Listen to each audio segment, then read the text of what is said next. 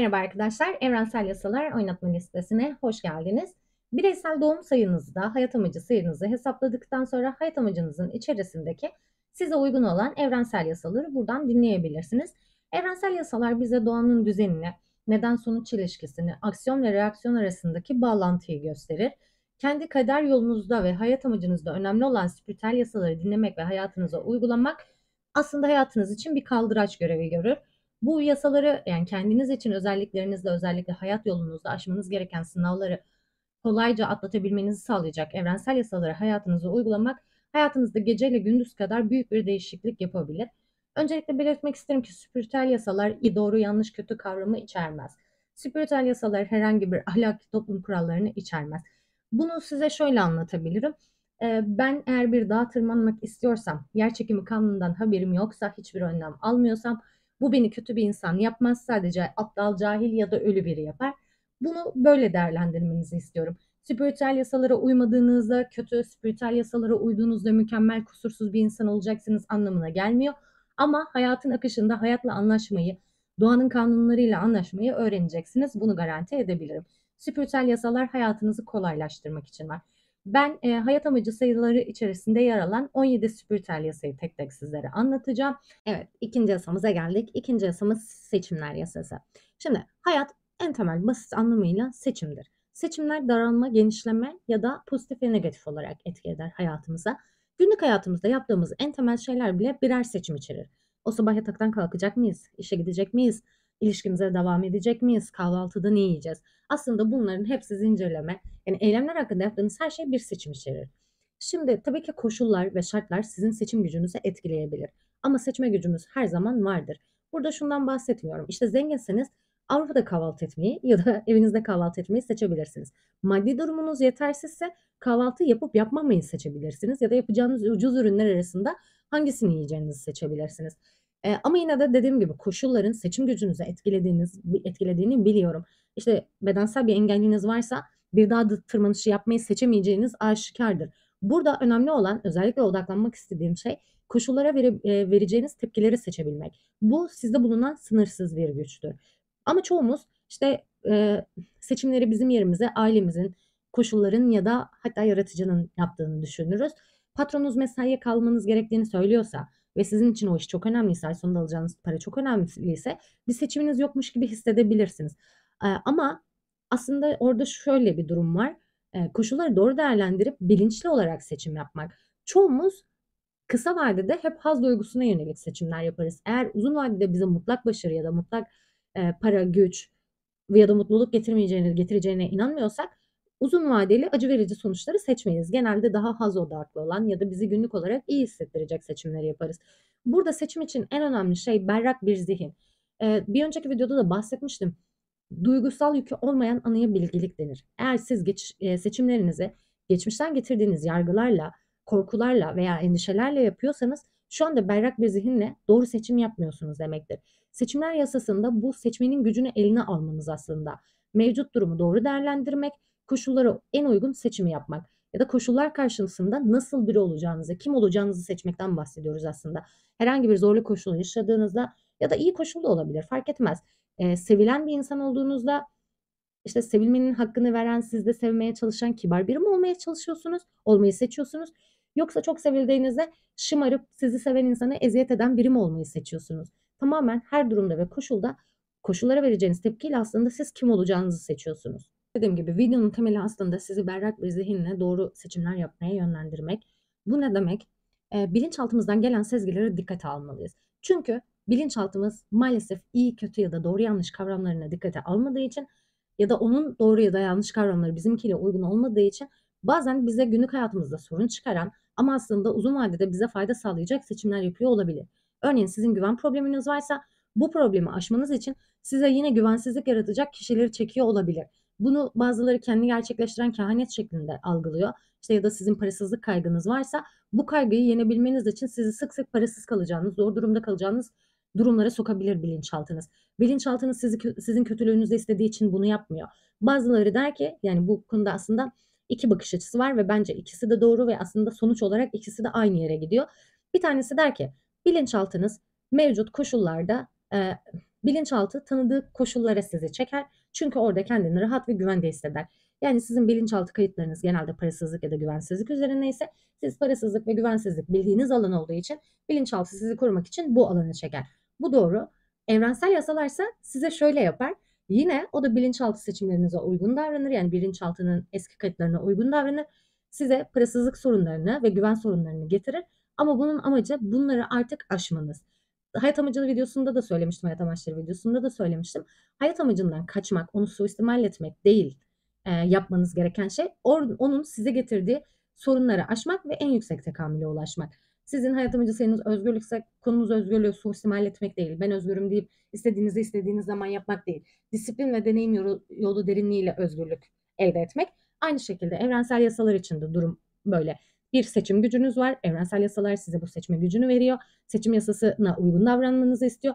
Burada uygun davranmanızın yolu berrak bir zihinle geçmiş ve gelecekten azade bir şekilde anda seçim yapabilmeniz. Bunun için de bilinçaltınızı tanıyor olmanız gerekiyor aslında. Ya da en azından nedenlerini düşünebilirsiniz. Şu anda hayatın içinde amaçsız mı dolaşıyorsunuz? Gittiğiniz bir yön var mı? Gittiğiniz yöne giderken yanınızda kimler sizinle geliyor ve neden oradalar?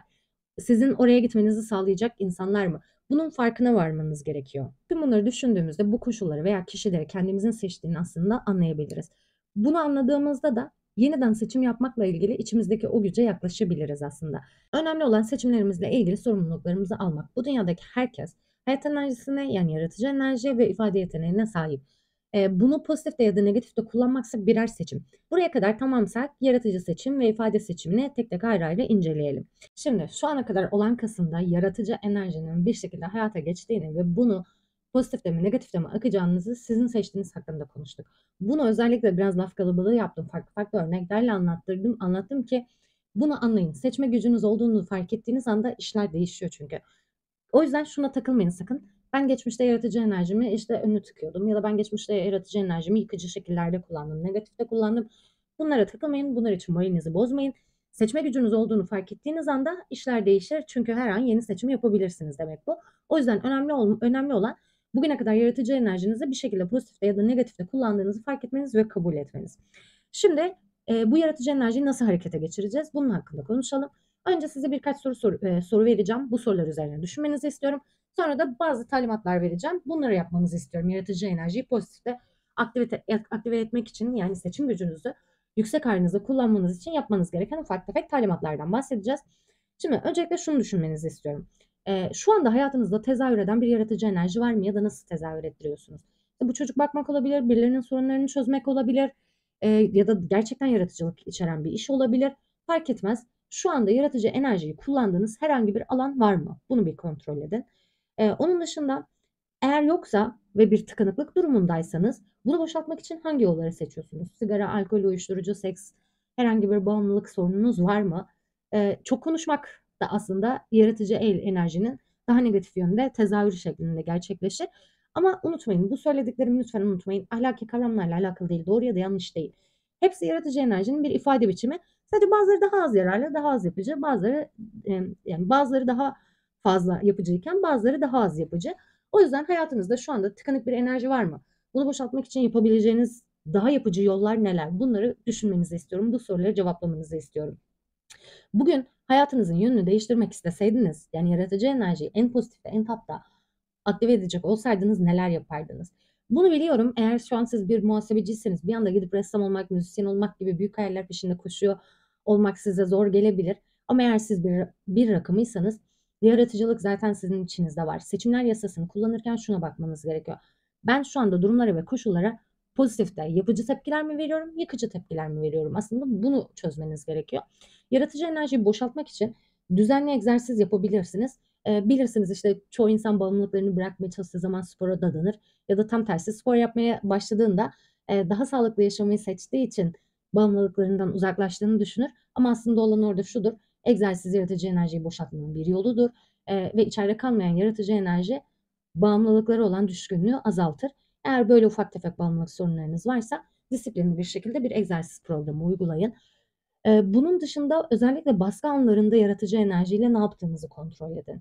Yani kendinizi en kötü hissettiğiniz zamanlarda yaratıcı enerjinizi yalan söylemek, başkalarını incitmek için mi kullanıyorsunuz? Çünkü Hani bu sinkaflı küfür denir ya, bazı insan vardır mesela kızdığında gerçekten böyle sinkaflı küfür eder. Bu başkasını kırmak için kullandığı ama daha önce hiç kimsenin aklına gelmeyen cümlelerle hakaret ya da küfür edebilir. Bu da yaratıcı enerjinin yıkıcı tezahürüdür. Burada dünyada var olan sizin eylemlerinizden geçen her şey, hemen her şey bir yaratıcı enerji tezahürüdür. Negatif ya da pozitif. Bunu seçme gücüne sahipsiniz. Bunu öncelikle kabullenmenizi istiyorum. Şimdi ufak tefek eylemler listesine gelelim. Şimdi demiştik ya az önce yaratıcılığınızı kullanmanız için hani gerekli olan işte eylemleri listeleyin ya da düşünün demiştik. Bu eylemlerden en azından bir tanesini günlük hayatınıza katın. Bu dediğim gibi işte bir anda hayatınızı değiştirmek zorunda değilsiniz ama şöyle kendinize ufak bir pratik ya da oyun yapabilirsiniz. Ben bir iş geliştirme uzmanı olsaydım şu ürünü nasıl daha iyi hale getirirdim bununla ilgili düşünüyorum. Ya da işte engelli bireyler için eğer bir şehir planlamacısı olsaydım hayatı nasıl daha kolaylaştırırdım. Bu tarz kendinizle hayatınızla alakalı olmayabilir. Sadece 10 dakikalık bir egzersiz bile sizin için yeterli. İşte bir kalemi daha iyi hale nasıl getirebilirim? Bununla ilgili beyninizin yaratıcı yanını çalıştırmak aslında önemli olan. Çünkü orada bir düşünce üretmek de aslında yaratıcı enerjinin aktive edilme biçimi.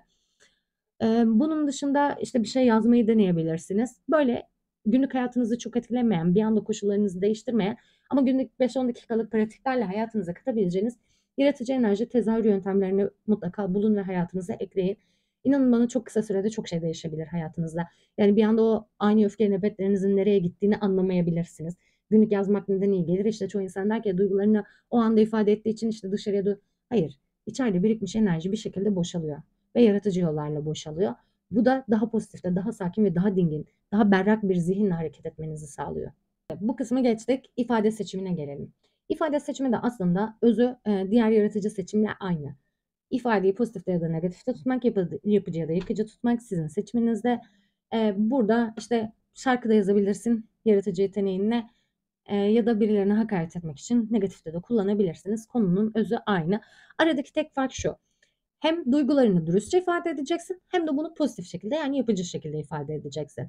Yani bir şeye kızdığınızda bunun üstünü bastırmak yine içerideki yaratıcı enerji ya da öfke enerjisini kısıtlayacaktır.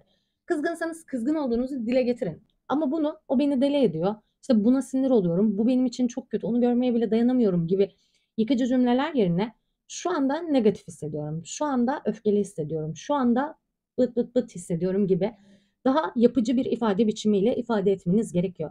Dürüstlük yasası uygulamanız gereken bir yasa. Seçimler yasasını uygularken dürüstlük yasasından bağımsız düşünemezsiniz. Özellikle düşünceleriniz konusunda olmasa bile duygularınız konusunda %100 dürüst olmalısınız. Siz ne hissettiğinizi hayata, evrene söylerseniz hayat size bu dürüstlük yasasına uyum sağladığınız için daha pozitif seçimler yapmanız konusunda yardımcı olacaktır. Şimdi ifade seçimini nasıl pozitifte kullanabiliriz? Negatif ifadelere kaydığınız zaman birini yargıladığınız ya da suçladığınız zamanları düşünün ve kendinize şu soruyu sorun. Şu anda %100 haklı olduğuma inanıyorum. Eğer %1 bile haksızsınız konunun içerisinde hemen kendinizi durdurun. Bunlar bir anda olmayacak biliyorum ama şu an aklınızda bulunsun, uygulamaya geçirmeye çalışın. İşte her gün %1'lik bir gelişme bile gösterseniz bir yıl sonrasında bu konularda kusursuz bir yasa uygulayıcısına dönüşebilirsiniz. Negatif bir şey düşündüğünüzde, konuştuğunuzda, yargıladığınızda ya da suçladığınızda insanları %1 bile haksızsanız durun. Sonra negatif ifadeler sonrasında kendinizi nasıl hissettiğinize bir bakın. Çünkü duygularınızı ölçerseniz eğer aslında aynı şeyi pozitif ifadeler için de yapacağız. Aradaki farkı gördüğünüzde çünkü çoğumuz bunu günlük hayatın içinde farkında olmadan yapıyoruz. Seçim yapmak sizin için kolaylaşacaktır. En son ne zaman birine pozitif yapıcı bir ifade biçimi kullandınız bunu düşünün. İşte annenize, arkadaşınıza, sevgilinize ne zaman pozitif bir iltifatta bulundunuz ya da yapıcı bir ifade biçimi takındınız bunu kontrol edin.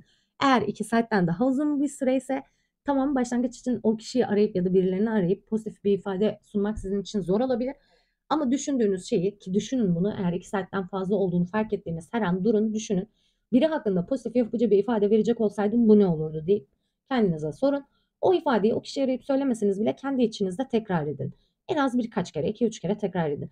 Sonra pozitif ifadeden sonra bunu başkalarına söylemeye alıştıktan sonra nasıl hissettiğinize bakın. Kötüyle iyi arasındaki yani pozitif ve negatif ifadenin size nasıl hissettiği arasındaki farkı görebilirsiniz. Negatif ifadeler verdiğinizde bunun aslında çoğunlukla duygularınızı ifade etmediğini sadece düşünsel yargılar olduğunu fark edebilirsiniz. İşte az önce de örnek vermiştim ya o beni deli ediyor cümlesi bir yargı cümlesi aslında. Burada bir duygu yok. Bunun yerine duygularınızı ifade eden, dürüstçe ve netçe ifade eden cümleler kurmaya çalıştığınızda işte o beni kızdırıyor değil de Ben şu anda kızgın hissediyorum. Ben onu gördüğümde kızgın hissediyorum gibi ifadeler kullandığınızda bu seçim yasası daha pozitifte akmaya başlayacaktır. Dürüstlük yasasını da uyguladığınız için varen 2 aslında çok kolay bir pratikle 2 uygulamalı bir sonuç elde etmiş oluyorsunuz. Şu an sizde duygusal bir tetikleyicisi olmadığı için yine geçmiş dönemle ilgili bir uygulama yapabilirsiniz. Geçmişte çok yakıcı davrandığınız dönemleri düşünün. İşte dilinizin sivri olduğu, başkalarını kırdığınız, kendinizle negatif konuştuğunuz zamanlar ya da yargı içeren cümleler konuştuğunuz zamanlar da buna geçer dahil bence. O dönemleri düşünün. Orada o yakıcı cümleler yerine daha pozitif bir ifade biçimi kullansaydım ne olabilirdi diye düşünün. Bu çok basit, küçük bir uygulama ama inanın bana birleştiğinde yani günde 3 kere bunu yaptığınızı fark edip değiştirmeniz işte bir ayda 90 kere yapmanızı engelleyen şeylere dönüşüyor. O yüzden gerçekten önemli. Lütfen bunu atlamayın. Benden bu kadar. Size de artık bu öğrendiklerinizi hayatınıza uygulamak kalıyor. Unutmayın, hayat bir seçim meselesidir ve koşullar sizi zorlasa da koşullara vereceğiniz tepkileri seçme gücünüz her zaman sizin elinizde. Kendinize çok iyi bakın. Görüşmek üzere. Diğer yasalar videosunu ve hayat amacı sayınızı hesaplama videosunu izlemeyi unutmayın. Hoşça kalın. Görüşmek üzere.